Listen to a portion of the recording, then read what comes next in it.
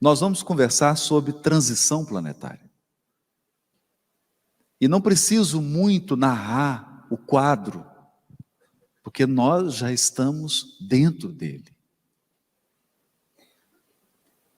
Olhando para o mundo hoje, nós percebemos claramente que todos os extremismos ressuscitaram. Toda a violência que nós apenas líamos nos romances, agora assistimos minuto a minuto na tela da televisão. Todo tipo de preconceito e absoluto desrespeito ao ser humano pode ser presenciado por nós. Infelizmente, a paixão dos seres humanos pelos recursos materiais afastou do coração qualquer tipo de sensibilidade e de empatia ao sofrimento. Nesse momento, na República do Congo, pais e mães são assassinadas na presença de crianças de 3, 4 anos de idade. Milhares de crianças órfãos, mantidas em cativeiro sem a menor piedade.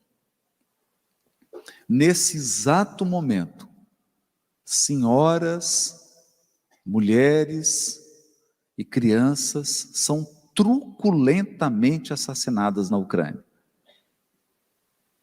Sem falar dessa guerra sem precedentes de violência agora no Oriente Médio. Vivemos, portanto, um ápice de um ciclo evolutivo. E nesse momento, nós, especialmente nós, iluminados pela doutrina espírita, precisamos voltar a nossa atenção e o nosso coração para a figura do nosso modelo e guia. Eu começo então a reflexão da noite com um texto que já tem mais de 2000 anos. Capítulo 24 do Evangelho de Mateus, o sermão profético. Veja o que nos disse Jesus há mais de 2000 anos atrás. Aproximaram-se dele os discípulos, em particular, dizendo: dize-nos, quando serão essas coisas e qual o sinal da tua vinda e da consumação dessa era? Esse é o texto. Em resposta, Jesus lhes disse: vede que ninguém vos engane. Não se engane.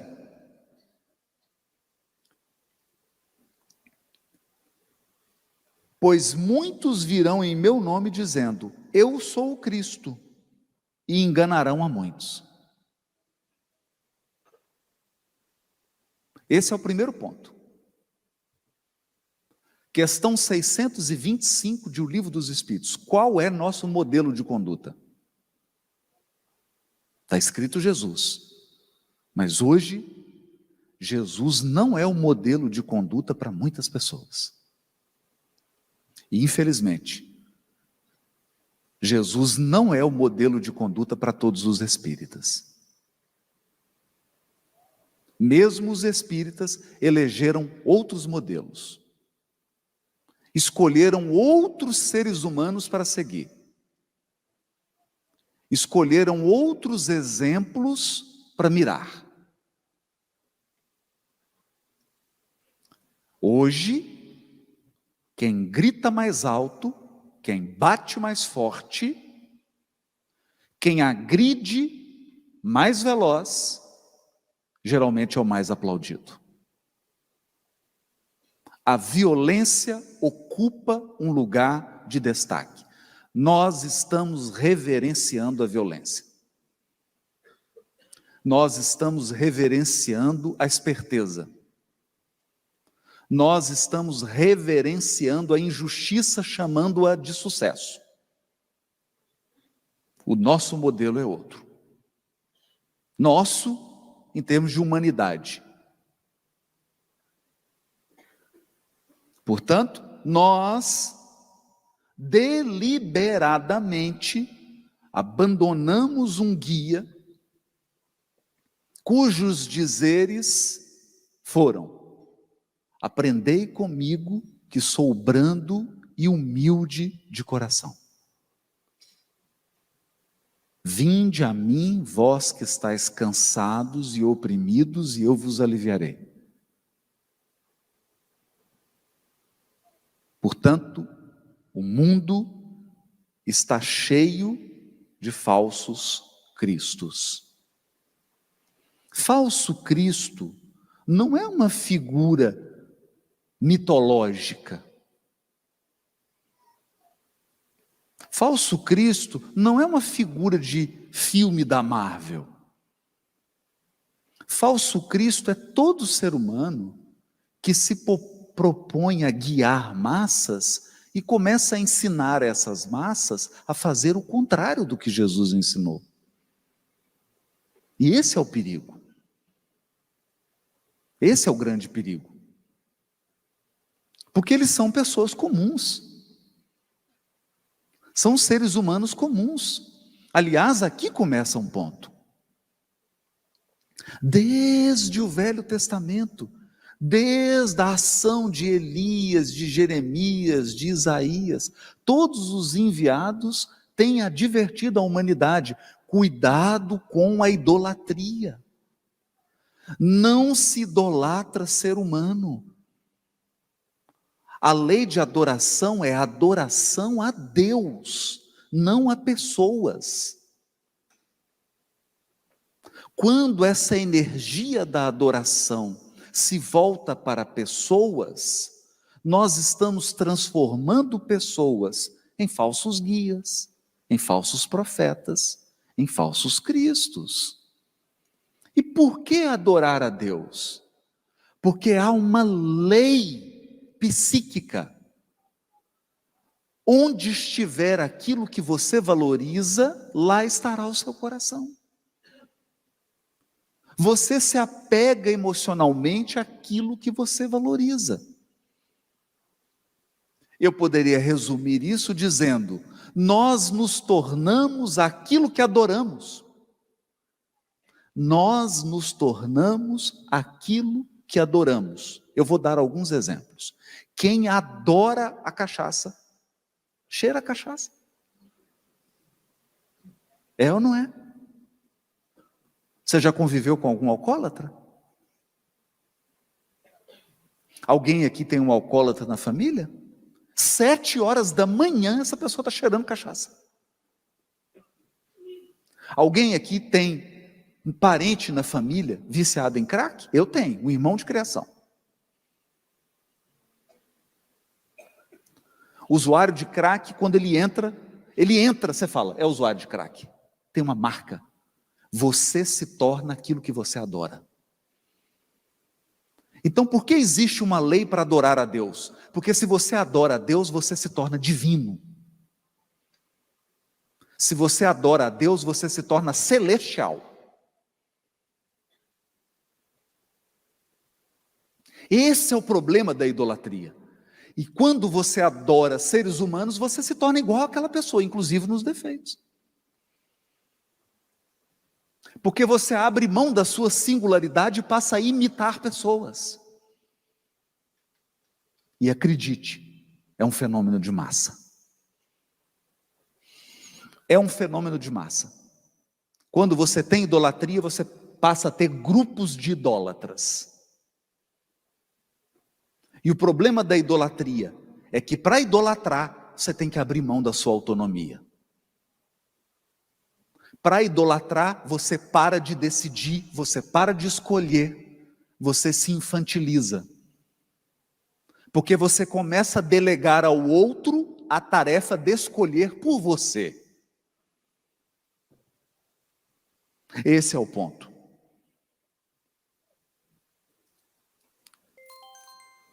Vede que ninguém vos engane, pois muitos virão em meu nome, dizendo eu sou o Cristo. O que significa isso? O que Jesus estava dizendo? Que as maiores deturpações viriam em nome dele,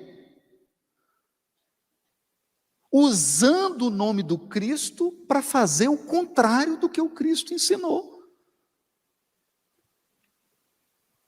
Essa é a marca da transição planetária. E aqui Jesus começa o sermão profético: que ninguém vos engane. Então, meus irmãos, nós temos que dizer isso: que ninguém te engane, que ninguém te engane. Conhece-se a árvore pelos seus frutos. Quer saber quem você está seguindo? Olha os frutos. Olha os frutos. E compara, porque nós sabemos exatamente como agiu Jesus. Nós sabemos claramente quais são os ensinos de Jesus. Se você não sabe, faz o seguinte: compra o livrinho Agenda Cristã, dá uma lida. Ali tem um resumo. Você vai saber exatamente o que você tem que fazer e o que você não tem que fazer. Exatamente. Mas Jesus continua: e estareis na iminência de ouvir de guerras e relato de guerras. Olhai, não vos alarmeis, pois é necessário acontecer essas coisas, mas ainda não é o fim.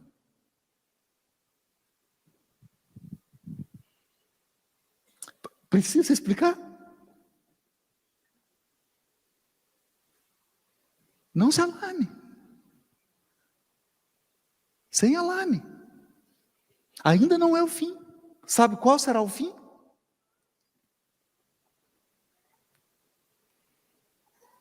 Versículo 14. Este evangelho do reino será proclamado em toda a terra habitada para testemunho a todas as nações. Então virá o fim.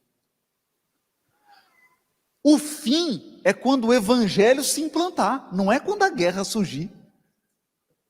Então, guerra da Ucrânia, guerra no Oriente Médio e outras guerras que nós teremos em breve, são só o início.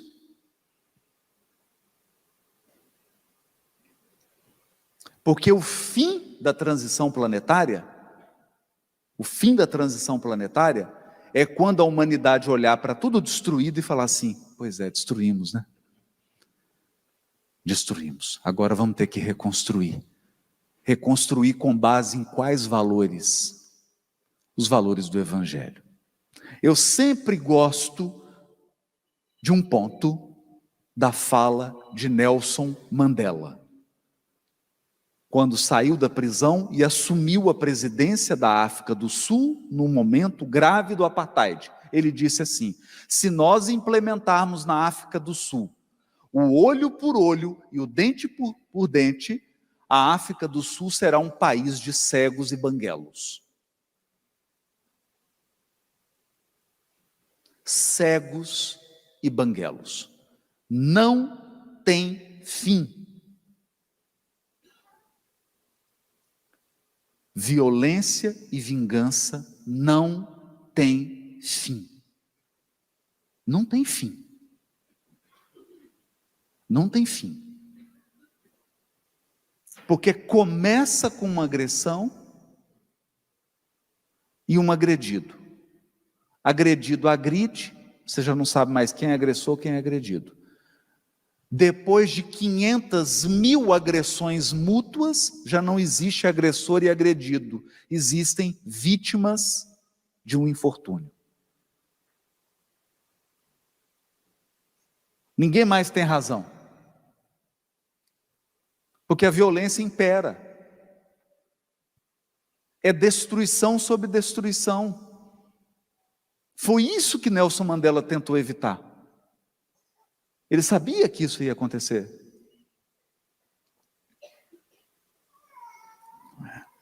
Bom, continuando.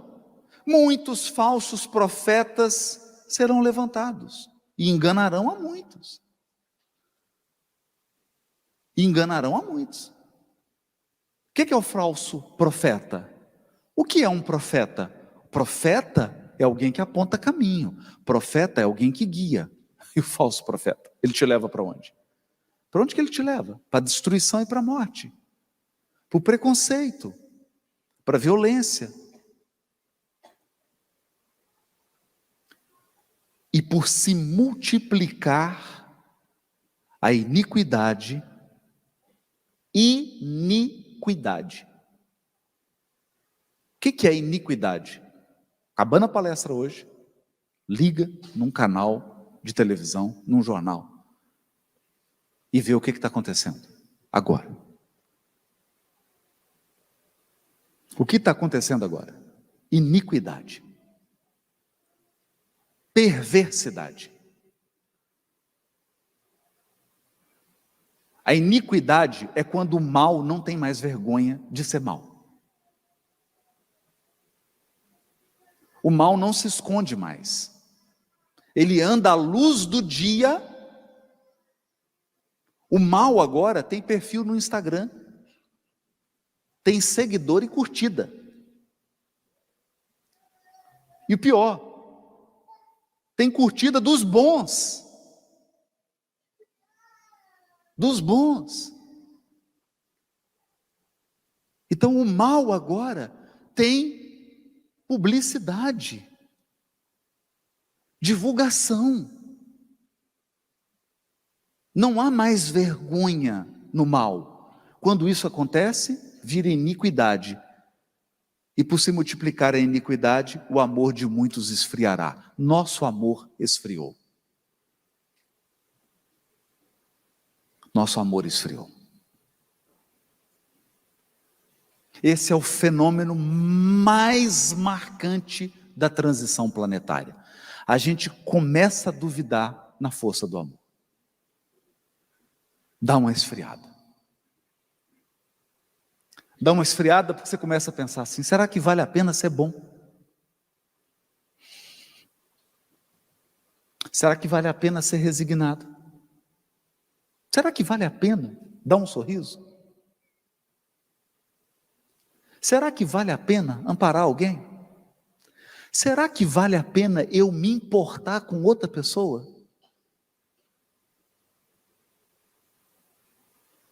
Será que vale a pena eu me importar com alguém que não torce para o meu time, que não gosta do meu partido político, que não concorda comigo?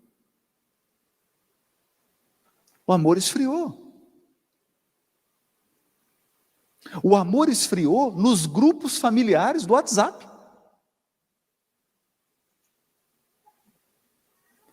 Porque a pessoa prefere brigar com um irmão do que abrir mão da sua opinião política, religiosa ou futebolística.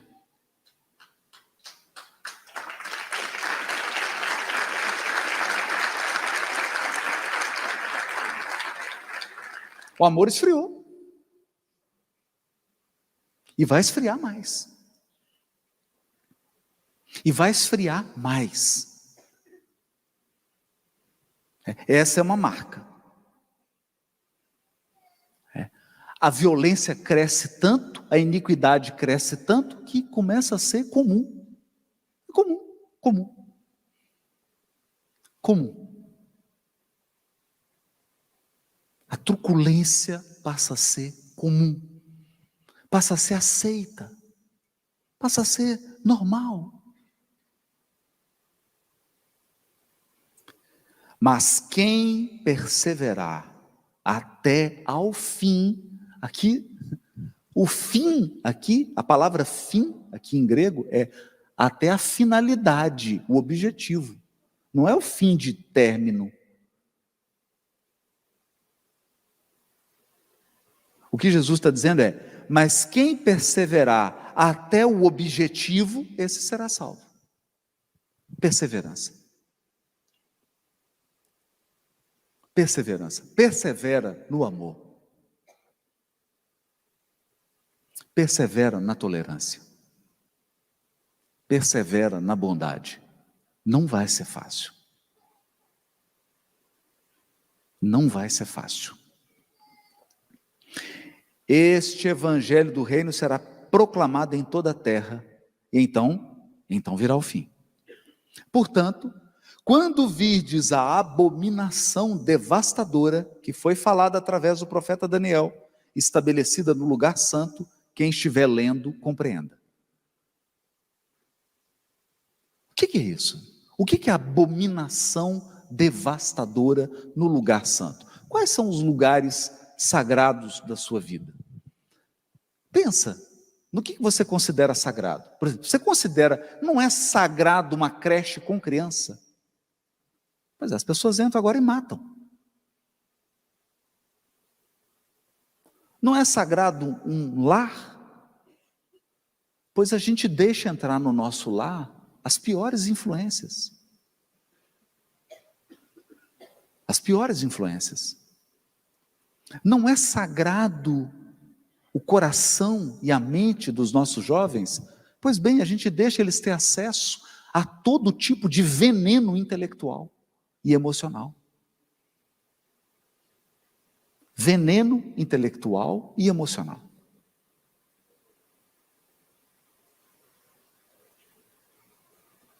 Eu tenho tido contato com escolas em que você tem um surto de adolescentes que estão se automutilando.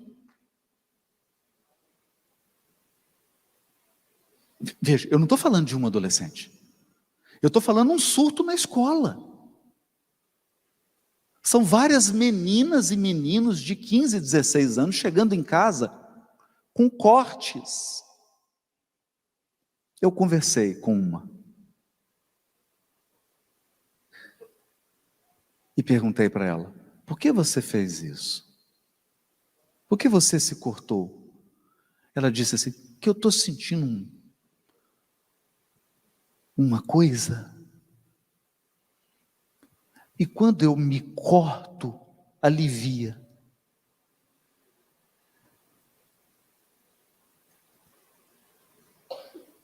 Sabe o que é isso?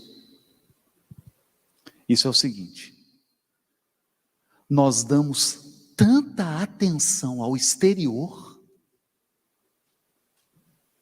nós estamos tão preocupados se o nosso peso está 400 gramas para cima ou para baixo, nós estamos tão preocupados com a aparência, nós estamos tão preocupados com aspectos externos, que a gente não consegue mais dar nome ao que a gente sente.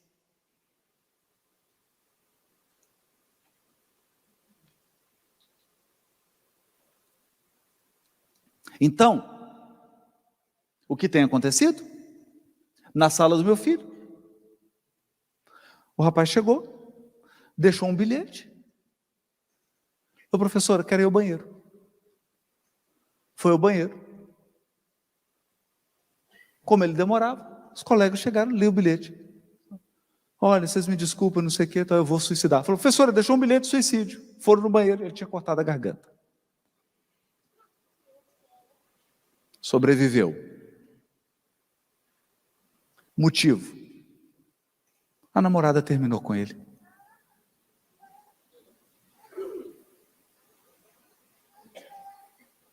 Isso significa que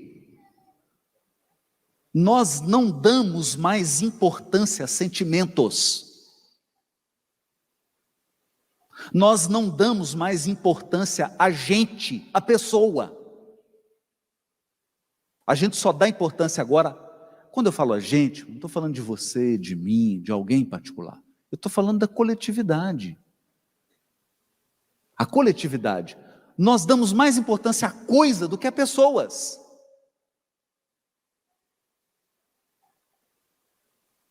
Então as questões inverteram. Totalmente. É o sermão profético. É a iniquidade. É a iniquidade. E qual a característica da iniquidade? É sempre a mesma. É sempre a mesma. Pessoas me mandaram os vídeos e começaram a me perguntar por que um grupo armado chega numa festa, e banheiros, e essas pessoas começam a metralhar o banheiro dizendo: em nome de Deus, em nome de Deus, em nome de Deus. Mas será que isso acontece só lá? Só lá? Quantas guerras os religiosos já travaram no mundo? Quantas pessoas a Inquisição matou? A guerra de evangélicos e católicos, a noite de São Bartolomeu, quantos morreram? E a pessoa matava assim: Jesus te ama, viu?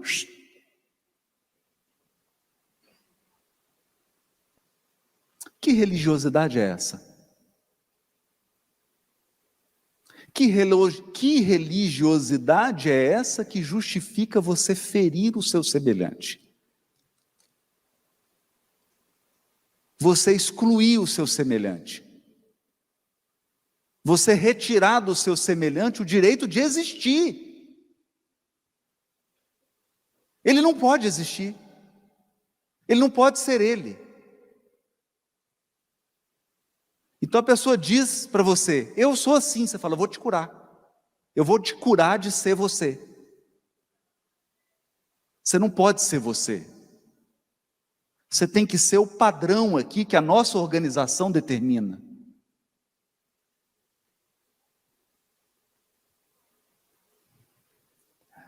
Esse é o sermão profético. Então, muita gente falou do sermão profético esperando vulcões, terremotos, meteoros. Não. No último capítulo do livro A Gênese, Kardec foi cirúrgico. Cirúrgico. Não serão os cataclismas do orbe o foco dos últimos tempos. Será a intimidade do ser humano. E aí vem a mensagem do livro Obras Póstumas. Vocês querem saber qual que é a marca? O Espírito fala: vocês querem saber qual que é a marca? A loucura se multiplicará. E o suicídio assumirá um nível tão grande até entre as crianças. Já aconteceu. Deixa eu dizer para vocês, até agora, esse ano, 17 mil pessoas suicidaram no Brasil.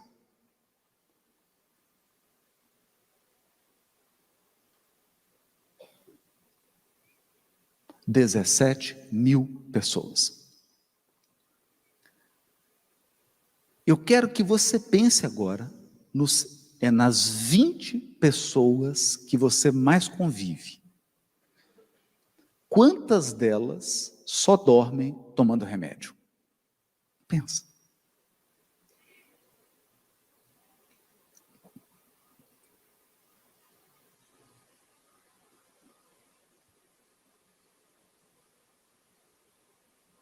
Essa mensagem foi ditada a Kardec no final do século XIX. 1864. Essa é a marca da transição planetária. As pessoas estão chegando na casa espírita hoje, não para pedir um agasalho, para pedir uma palavra para ela não se matar.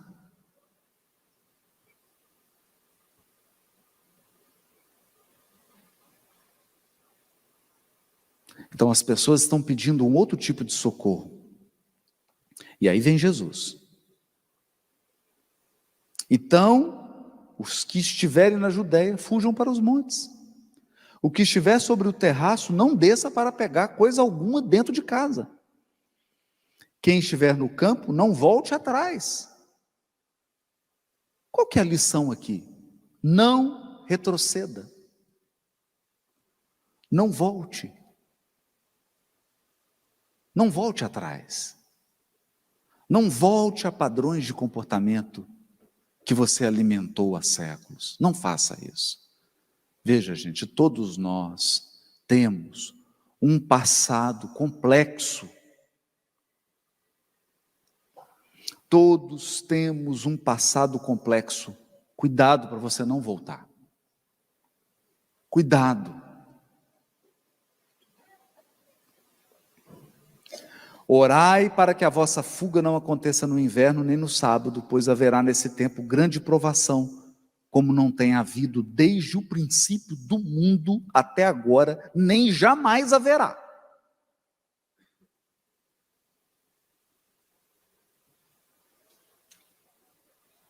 Porque o mundo vai sair de expiação e prova para a regeneração. A terra vai. A pergunta é, nós vamos junto? Quer dizer, a pergunta não é se a terra vai. A terra vai. A terra vai. A terra vai. Por que a terra vai? Vamos fazer um raciocínio simples aqui. Segunda Guerra Mundial. Segunda Guerra Mundial. Livro Nosso Lar. A série André Luiz. Um umbral cheio de gente. Cheio de gente no umbral. 2 bilhões de encarnados. Só 2 bilhões. Florianópolis tinha 1/5 da população. Segunda Guerra Mundial. Hoje, 2023. 8 bilhões de encarnados. O que aconteceu com o umbral? O que aconteceu com o umbral? Esvaziou. Já é regeneração no umbral. Já é regeneração. Gente, melhor lugar hoje é umbral. Vazio. Silencioso. Não tem quase ninguém. As pessoas que encarnaram não estão voltando mais para lá. Já estão sendo selecionadas para ir para outro lugar. Outro lugar bom. Bom, acredite. Bom. Lugar bom. Um mundo onde não existe ainda a espécie humana. Está quase surgindo a espécie humana. Está quase. Então, nesse mundo que está numa transição, esse mundo está deixando de ser primitivo para virar expiação e provas. Tudo lá é resolvido no tapa. É a idade da pedra. Idade da pedra. O único inconveniente, não tem pressão-barba, não tem depilação, nem maquiagem, botox, celular.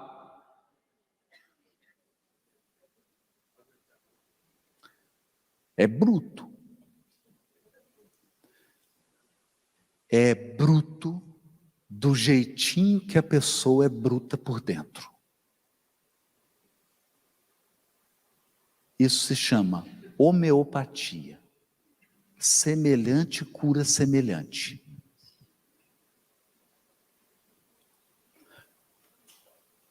Aí, quem for para o degredo, vai em missão. Hã? Sim. Você vai em missão. A misericórdia de Deus é extraordinária. Você vai em missão. Missão Planeta dos Macacos. Sim. Porque lá são seres primitivos e você tem que ajudá-los a atingir a fase humana. Você vai em missão.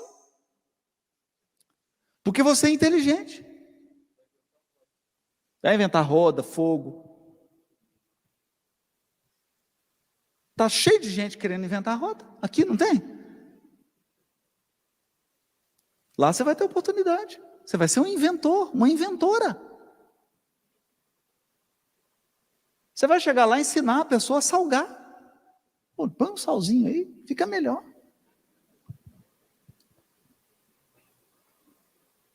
Quanto tempo você vai ficar em missão lá? Uns 30 mil anos. Em 30 mil anos você desiste de ser violento. Porque todo mal tem cura. Demora, mas cura. Todo mal tem cura. Então, esse é o mecanismo da sabedoria divina. Esse é o mecanismo da sabedoria divina. Então já é regeneração no mundo espiritual. Já é regeneração no mundo espiritual. Já é. Os problemáticos estamos encarnados. O problema da humanidade está encarnado. É engraçado que a gente pergunta assim, por que eu estou encarnado nessa época? Por que será? Uma pessoa tão mansa de coração, uma pessoa tão amorosa, tão humilde e branda, resolve tudo na força do amor? Coitado, eu acho que no seu caso erraram. Você não devia estar aqui. Seu lugar é um mundo celeste. Seu lugar é um mundo celeste. Então, gente, a transição planetária é um fenômeno profundo da misericórdia divina. Porque veja, Deus não interfere na sementeira. Presta atenção nisso. Escuta o que eu estou te dizendo. Se você chegar aqui e falar assim, vou pular, Deus não vai materializar para te impedir. Deus não interfere na sementeira, porque Deus não interfere no seu livre-arbítrio. Ele sugere, Ele inspira, Ele manda pessoas, mas você nunca será tolhido no livre-arbítrio. É por isso que todo mundo na sementeira está rindo. Já viu? A pessoa fala assim, o que você está plantando aí? Pimenta. Quanto? 3 toneladas. E você está disposto a comer isso? Não, eu só vou plantar. Eu não vou colher, não. Não vou colher. A gente só chora na colheita. É na colheita que a gente reclama. Quando alguém chega reclamando, pode saber, está colhendo. Observa.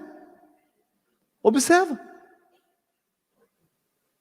A pessoa chega e fala, e aí, o que aconteceu? Minha vida está um inferno. Está colhendo. Mas na colheita, a misericórdia divina é tão grande, que você vem cercado de amor. Para colher. Então veja, não há interferência na semeadura. Não há interferência na semeadura. Todos os espíritos da terra, escuta isso, gente. Todos os espíritos da terra, incluindo os mais perversos, estão tendo a oportunidade de semear, sem qualquer tipo de interferência.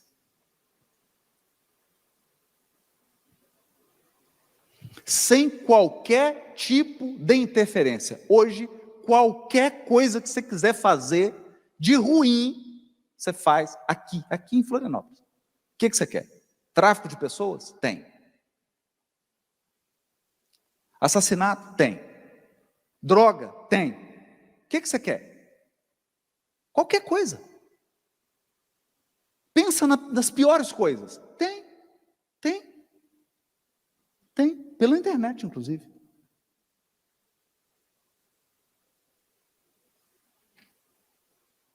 Então, jamais um filho de Deus vai poder chegar para Deus e falar assim: você me impediu de semear.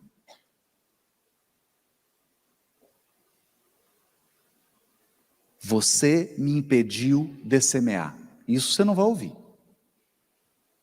O que você vai ouvir é a gente dizendo assim: poxa, mas eu tenho que colher. E aí, falou, mas quem semeou? Fui eu. Então quem vai colher? Você. Você. É assim que se educa um planeta. É assim que se educa espírito. Sabe como é que se educa espírito?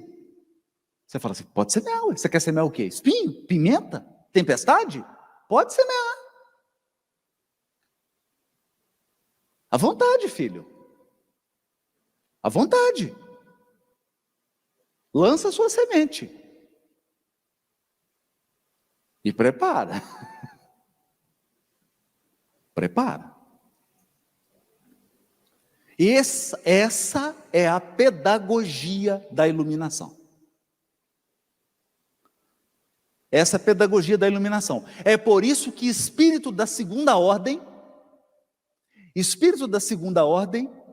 que são os bons espíritos, eu não vou falar nem da primeira ordem, porque da primeira ordem eu nem tenho condição de falar. Primeira ordem são os espíritos puros. Espírito da segunda ordem é assim: sujeito espírita, dormiu, desdobrou, estava tendo uma reunião na casa espírita, no mundo espiritual. Quem que estava fazendo a palestra? Dr. Bezerra de Menezes. E vocês aqui assistindo palestra de Haroldo, né? Pois é. Pois é. Bom, estava lá o Dr. Bezerra de Menezes. Aí abriu para pergunta. Ela pergunta. O senhor levantou a mão. Doutor Bezerra, eu vou fazer uma pergunta aqui, mas eu não estou reclamando dos outros, não estou reclamando de mim, viu?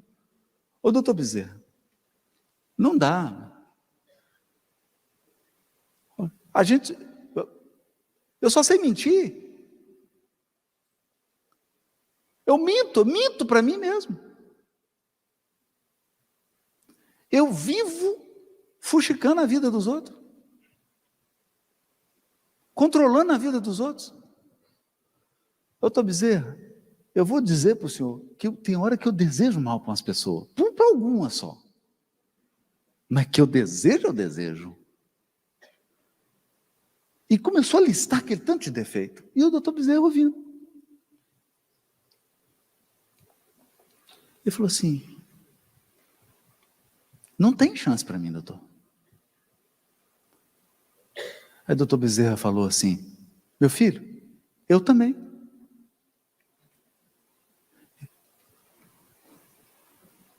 Não, doutor, eu também, meu filho. Mas há uma diferença, e esse é o título da mensagem. A diferença. Mas há uma diferença. Aí ele arregalou. Ele falou assim, aqui. Agora ficou confuso. Qual que é a diferença, doutor Bezerra? A diferença é o seguinte, meu filho. Antes eu corria atrás disso. Eu não podia ver uma oportunidade. Gente, tem uma semana que eu não falo mal de alguém. Ninguém me procura. Estou precisando de uma oportunidade de fazer uma fofoca. Antes eu corria atrás disso. Agora, meu filho, eu fujo disso. Eu fujo disso. Então, quando você conversa com o espírito da segunda ordem, você fala para ele assim, escuta, você tem algum programa para domingo? Ele fala, não, vamos prejudicar alguém? Ele fala, não, meu filho, não, estou fora. Não vou.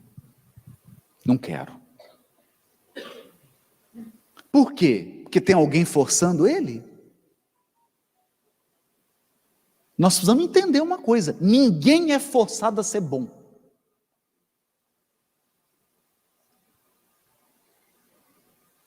A única coisa que você é forçado é comer o prato que você cozinhou.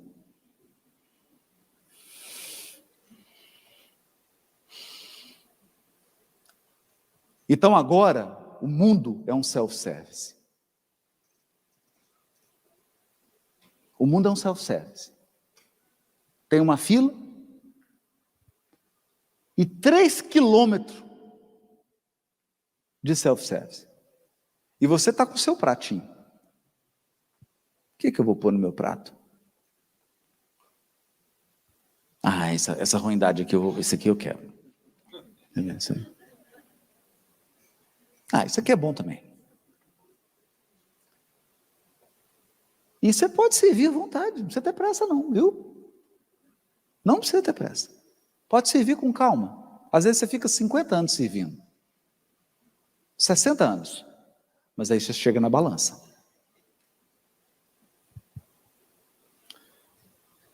Aí quando você chega na balança,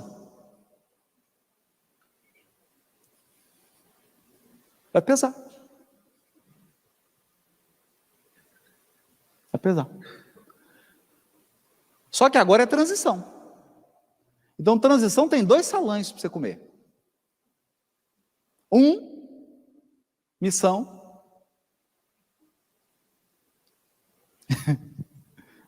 Missão Apolo 13. Dá um azar. Apolo 13. Olha seu prato e fala assim, minha filha, meu filho, isso é prato de planeta primitivo, viu?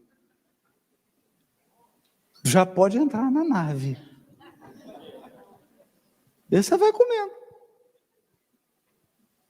Né?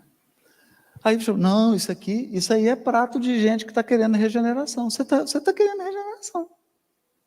Está querendo regeneração. Né? Que eu estou vendo aqui, você é fofoqueiro, mas você faz um esforço para ficar de boca calada? Estou vendo o seu esforço. Porque mundo de regeneração, o que o Kardec escreve no mundo de regeneração? Mundo de regeneração é lugar de convalescente. O que é convalescente? É a pessoa que acabou de fazer cirurgia. Você encontra ela está assim, ó. Oi, fulano, tudo bem?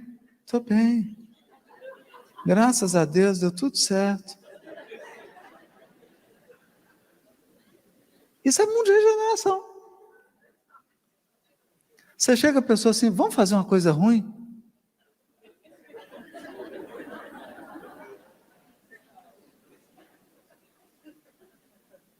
Afasta de mim, Satanás. Convalescença. Com o capítulo 3 do Evangelho segundo o Espiritismo. Espíritos que ainda têm o que expiar, aurem forças. Aurem forças. A providência chega e fala assim, vou te dar um tempo. 2000 anos, só alegria. Aproveita para fazer o bem. Depois a gente desconta e abate, vê o que sobra. Aí você vai numa encarnaçãozinha, coisa simples, vai ser cristão lá no mundo primitivo. Que aí é uma bocada de leão e acaba com esse negócio. E o seu nome vai ficar lá, Marte. Os mártires cristãos. É uma encarnaçãozinha. Dura pouco.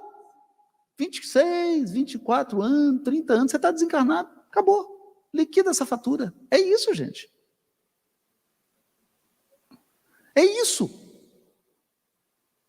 Então nós temos que parar com essa ideia de que Deus proíbe as pessoas de fazer o mal. Você pode fazer o mal que você quiser.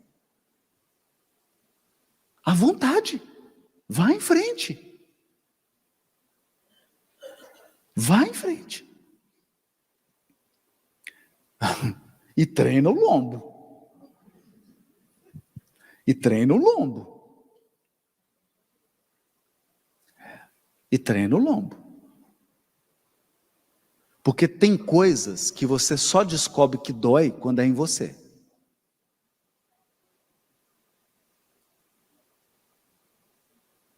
Você só descobre que dói quando é em você. E esse é um mecanismo pedagógico. Então vamos lá. Mundo ditoso.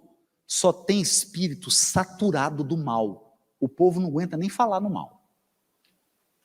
Nem falar. Eu lembro, eu fui visitar a irmã do Chico, antes dela desencarnar. É aquela que o Chico deu o conselho da água, a água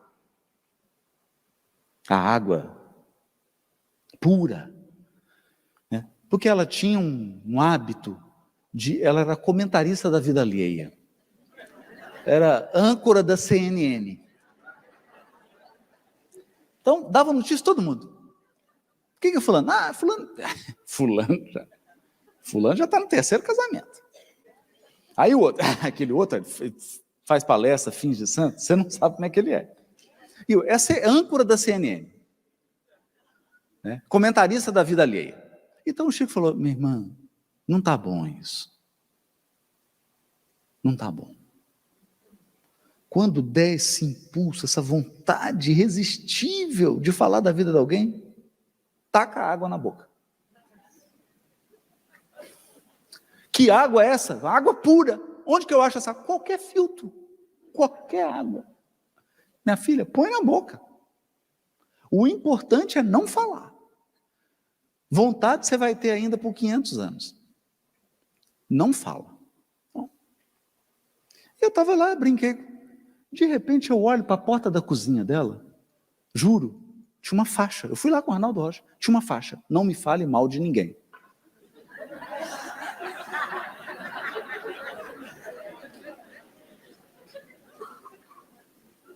Eu juro para vocês, em Pedro Leopoldo. Aí eu falei para ela, o que é essa faixa aqui? Ela falou assim, só a água não adiantou. Eu falei, mas por quê?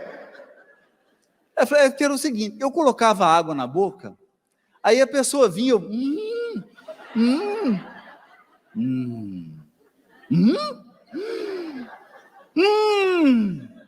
Aí o Chico chegou e falou, minha irmã, não está funcionando. Coloca um negócio aí na cozinha para ninguém começar a tirar, ninguém, para não falar. Porque você não vai poder jogar água no ouvido. Aí ela colocou, então além de colocar água na boca, tinha uma faixa, não me fale mal de ninguém. Então, quem já está um pouquinho mais na frente, está saturado do mal. Quem não está saturado do mal ainda, é espírito imperfeito. Agora, para encerrar, cuidado. Porque, é engraçado, né? Olha só, quantas categorias de espírito puro tem? Olha lá, primeira ordem, uma. Só tem uma. Espírito puro é espírito puro. Quantas classes de imperfeito tem? 10. Lê, abre lá o livro dos Espíritos. Tem 10 classes. Gente, povo criativo é espírito imperfeito. E tem um tipo de espírito imperfeito. Tem 2 tipos que você tem que tomar cuidado. Um é o batedor. Ele só resolve na pancada. E o outro é o pseudo-sábio. O pseudo-sábio, ele é tão bom de lábia, que ele te convence que ele está certo, mesmo quando ele está errado. Então ele vai te seduzindo. Fala, não, é bom. Não, preocupa não. Não, isso não dá nada não. Esse negócio de colheita. Não, a gente só semeia, não tem colheita. Não tem colheita. Deus criou o mundo, tirou férias. Não tem Deus. Relaxa. Você não pode ser bobo. Você tem que ser esperto. Então, o pseudo-sábio é perigoso. Porque o pseudo-sábio, ele é um ignorante, mas ele responde tudo. Ele tem resposta para tudo. E os pseudo-sábios dominaram o mundo. Eles têm canal no YouTube, programa na TV, milhões de seguidores. Eles ocupam cargos públicos. Eles influenciam pessoas. Perceberam? Mas é espírito imperfeito. Olha como que o cara... Gente, Kardec... Olha o que o Kardec diz. Kardec diz dos espíritos pseudo-sábios assim. Você começa a ouvir a conversa deles e fala assim, esse pessoa tem razão. Porque na superfície tem razão, ele tem razão. Quando se aprofunda que você vê o absurdo. Por quê? Porque a estratégia do pseudo-sábio é te contar uma meia-verdade. Você morde a parte que é verdade e engole a parte que é mentira. Então, cuidado. O anzol está na parte verdadeira. Aí ele te fisga. É meia-verdade. Meia-verdade. E aí você engole a mentira. A meia-verdade é 3 vezes pior do que a mentira. Sabe por quê? Porque uma mentira, a mentira, quando você engole uma mentira, o negócio começa a ficar amargo. Esse trem não tá bom. Aí as pessoas começam a dizer assim, escuta, você está enganado. Te enganaram. Presta atenção. Cuidado. E aí, daí um tempo, você se livra da mentira. A meia-verdade não. Porque o doce da metade que é verdade neutraliza o amargo da metade que é mentira. E você fica 2000 anos alimentando aquilo.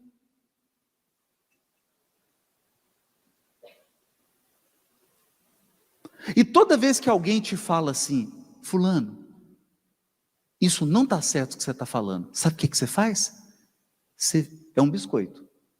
Metade é verdade, metade é mentira. Você vira metade verdade para a pessoa e esconde a metade mentira. Você fala, não estou enganado, olha aqui. Aí você mostra só a metade que é verdade. É o maior processo de ilusão do espírito.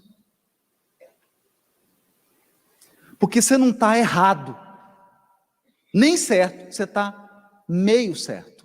É igual meio grávida.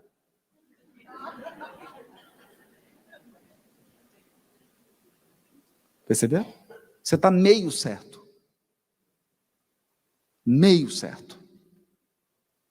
Esse é o grande engodo do mundo de expiação e prova. É o grande engodo da transição planetária. Cuidado. Cuidado com as meias verdades. Muita cautela. É o que Jesus fala. Advertência de Jesus. Cuidado. Agora eu vou dizer uma coisa. Quem gosta de futebol? Vai chegar uma hora. E vai ser nos 44 do segundo tempo. Que Jesus vai escalar o time dele. O piorzinho é o Messi.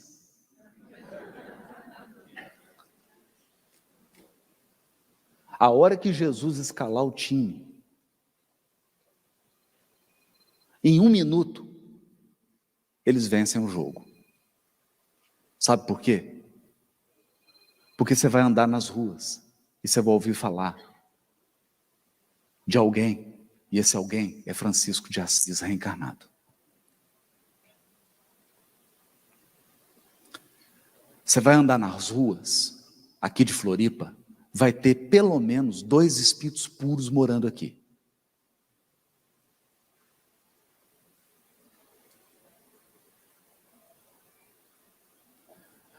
Vai nascer quase 1 bilhão de espíritos que já moram há 3, 4 mil anos em mundo regenerado. Esse povo tem outro gosto, gente. Eles têm outro gosto literário, outro gosto musical, os hábitos deles são totalmente diferentes, eles vão mudar a demanda do mundo. Vão mudar. Aí chegou o fim. Então o que nós vamos fazer? Mantenha a candeia acesa. Só faça isso. Mantenha a tua candeia acesa para você ver esse dia. Para você ver esse dia com alegria. Nesse dia, você vai sentir uma alegria imensa de ter apostado na bondade. Você vai sentir uma alegria imensa de ter renunciado, de ter cedido, de ter sido o bobo da vez. E aí, nesse dia, a justiça divina se faz. Com misericórdia, mas ela se faz. E na justiça divina, cada espírito é tratado com autonomia. Cada espírito é conduzido para o campo que ele semeou. Mas entenda, a lei da semeadura é neutra. Ela vale para o mal, mas ela vale para o bem. Ela vale para o bem. E todo o bem que você semeou vai te inundar de bênçãos. Esse é o meu desejo para todos aqui. Uma colheita farta de bondade. Uma colheita farta de humanidade, de generosidade.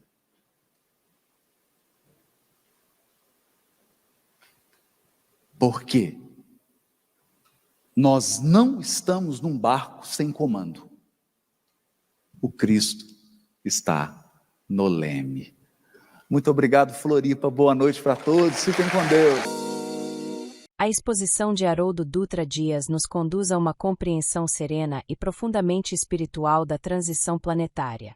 Longe de visões catastróficas ou interpretações materialistas do destino da Terra, a proposta espírita revela um processo contínuo de reorganização moral, em que os destinos individuais e coletivos se alinham às leis divinas que regem o progresso dos mundos.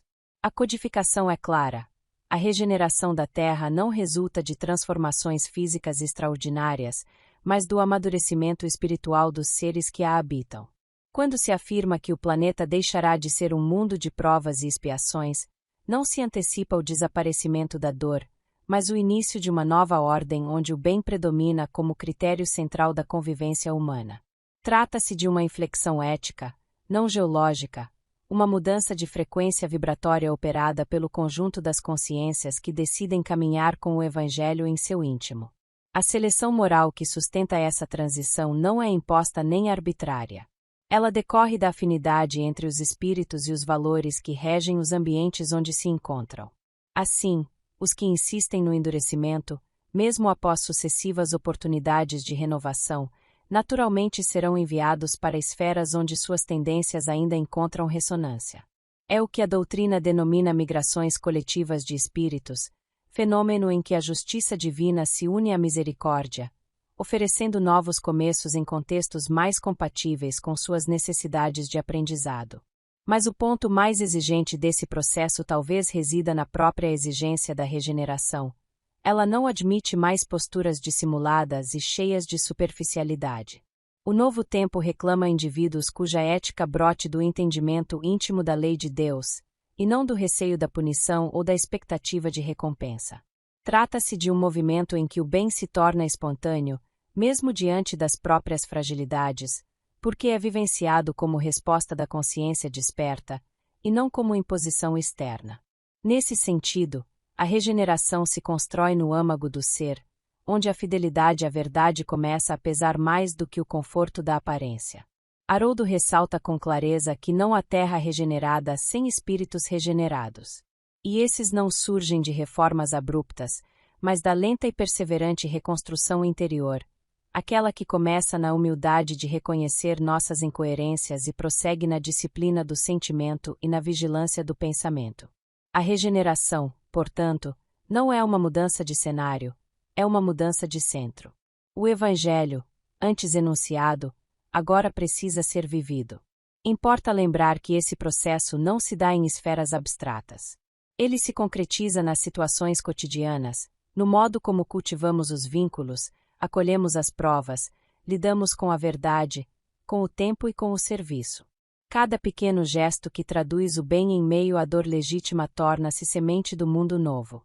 Por isso, o Espiritismo nos alerta a não esperar por decretos vindos de cima, tampouco por eventos espetaculares que redesenhem a realidade exterior. A obra regenerativa é silenciosa, contínua e essencialmente íntima. A transição planetária, então, não deve ser temida nem idealizada. Ela é a expressão natural da lei do progresso, que opera com justiça e constância. A cada espírito é oferecida a possibilidade de escolher, resistir ou transformar-se.